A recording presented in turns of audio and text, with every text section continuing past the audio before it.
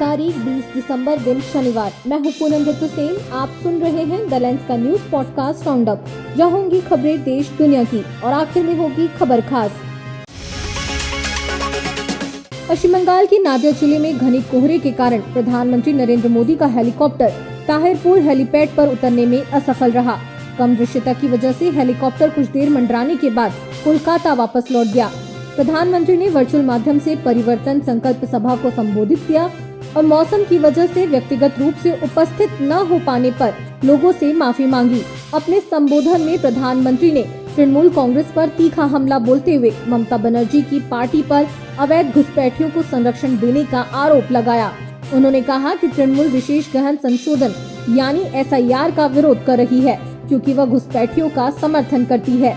प्रधानमंत्री ने राज्य में 2 इंजन वाली सरकार यानी केंद्र और राज्य में भाजपा शासन की अपील की। उधर कांग्रेस संसदीय दल की अध्यक्ष सोनिया गांधी ने मोदी सरकार पर मनरेगा को कमजोर करने का गंभीर आरोप लगाया है। एक वीडियो संदेश में सोनिया गांधी ने कहा कि सरकार ने मनरेगा पर बुलडोजर चला दिया, महात्मा गांधी का नाम हटा दिया और योजना का ढांचा मनमानी तरीके से बदल दिया। उन्होंने इसे काला कानून बताते हुए कहा कि इससे ग्रामीण क्षेत्रों में करोड़ों किसानों, मजदूरों और भूमिहीनों के हितों पर हमला हुआ है।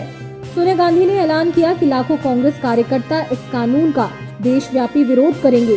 दरअसल संसद ने हाल ही में विकसित भारत गारंटी रोजगार और आजीविका मिशन विधेयक पारित किया है, जो 20 साल पुरानी मनरेगा योजना की जगह लेगा।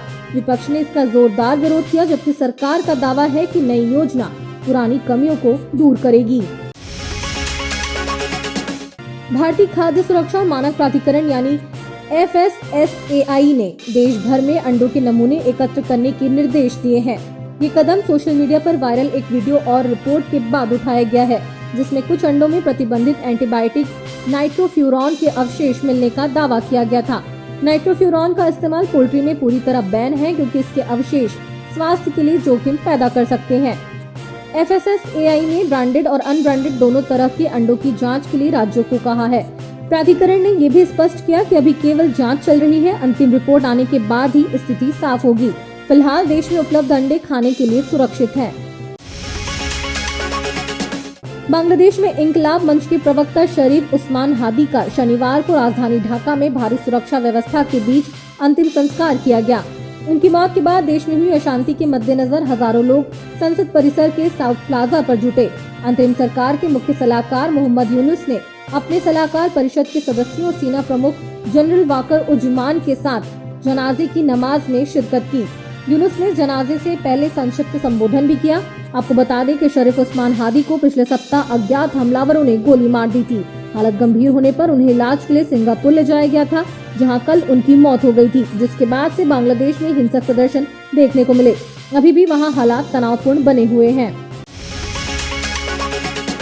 T20 वर्ल्ड कप 2026 और न्यूजीलैंड के खिलाफ 5 मैचों की T20 सीरीज के लिए BCCI ने 15 सदस्यीय क्रिकेट टीम की घोषणा कर दी।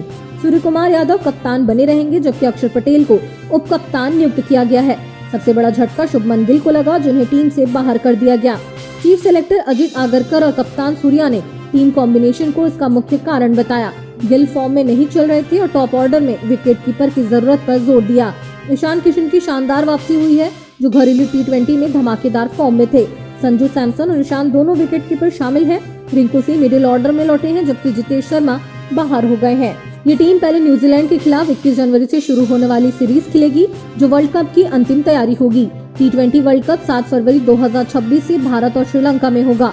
भारत अपना पहला मुकाबला 7 फरवरी को मुंबई के वानखेड़े स्टेडियम में अमेरिका से खेलेगा। फाइनल 8 मार्च को अहमदाबाद में प्रस्तावित है। और आखिर में खबर जरा हटके में जानिए, विवादों के बीच कैसा रहा 30वां अंतर्राष्ट्रीय फिल्म महोत्सव। केरल की राजधानी तिरुवनंतपुरम में 30वें अंतर्राष्ट्रीय फिल्म महोत्सव भले ही खत्म हो गया, लेकिन सेंसरशिप, राजनीतिक हस्तक्षेप और सांस्कृतिक स्वतंत्रता के मुद्दों पर बड़ी बहस छेड़ गया है। 12 दिसंबर से शुरू हुए इस महोत्सव का समापन विवादों के साथ 19 दिसंबर को हो चुका है। इस महोत्सव में 82 देशों की करीब 200 फिल्म दिखाई जानी थी, लेकिन केंद्र सरकार के सूचना एवं प्रसारण मंत्रालय ने 19 फिल्मों पर रोक लगा दी। इनमें कई फलस्तीनी फिल्में, स्पेनिश फिल्म बीफ और सोवियत क्लासिक बैटलशिप पोटेमकिन शामिल हैं। मुख्यमंत्री पिनराई विजयन ने समापन समारोह में केंद्र पर तीखा हमला बोला। उन्होंने पाबंदियों को अभिव्यक्ति की स्वतंत्रता पर हमला बताया और कहा कि महोत्सव को बाधित करने की कोशिशें नाकाम रही। केरल सरकार ने केंद्र की रोक को चुनौती देते हुए ज्यादातर फिल्में दिखाई। हालांकि कुछ पर विदेश मंत्रालय की आपत्ति के बाद समझौता करना पड़ा। विवादों के बावजूद पुरस्कारों की घोषणा हुई। जापानी फिल्म 2 सीजन्स 2 स्ट्रेंजर्स ने सर्वश्रेष्ठ फिल्म का सुवर्ण चकोरम पुरस्कार जीता। अर्जेंटीना के निर्देशकों कैरिना पियाजा और लूसिया ब्रासेल्स को सर्वश्रेष्ठ निर्देशक का राजथा चकोरम मिला। अन्य विजेताओं में शैडो बॉक्स और if on a winters night शामिल हैं। तो आज के लिए बस इतना ही। कल होगी मुलाकात नई खबरों के साथ। खबरों को विस्तार से पढ़ने के लिए विजिट करिए हमारी वेबसाइट delens.in। यूट्यूब के अलावा हमारे पेज को X, फेसबुक और इंस्टाग्राम पर भी फॉलो करें। शुक्रिया।